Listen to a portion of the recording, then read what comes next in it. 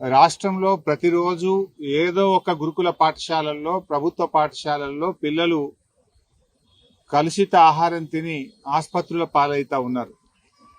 మొన్న షామీర్పేటలో బీసీ గురుకుల పాఠశాల పిల్లలు మాకు అన్నంలో పురుగులు వస్తున్నాయి, మేము ఈ పురుగులన్నం తినలేమని గురుకుల పిల్లలు పోలీస్ స్టేషన్కు పోయారు. షామీర్పేట బీసీ గురుకుల పిల్లలు మొన్న పోలీస్ స్టేషన్కు పోయి ఈ పురుగులన్నం మాకద్దు అని చెప్పి రేవంత్ రెడ్డి ప్రభుత్వం మీద కంప్లైంట్ చేసినారు.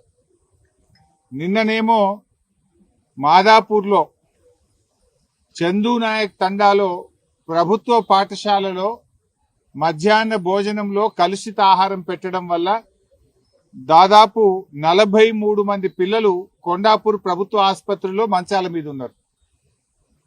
ఈరోజు చూస్తేనేమో బాగ్లింగంపల్లిలో, ముషీరాబాద్ నియోజకవర్గము బాగ్లింగంపల్లిలో ఉన్న మైనారిటీ గురుకుల పాఠశాల విద్యార్థులు కలుషిత ఆహారం తిని దాదాపు 90 మంది ఆసుపత్రుల్లో పాలయ్యారు.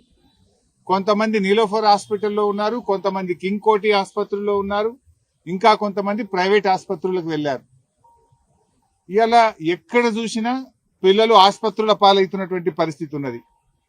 రేవంత్ రెడ్డి ఏమో విజన్ 2047 అని డబ్బా కొట్టుకుంటుండు, సంకల్ గుద్దుకుంటుండు. ఇది విజన్ 2047 కాదు, పాయిజన్ 2047 అయిపోయింది.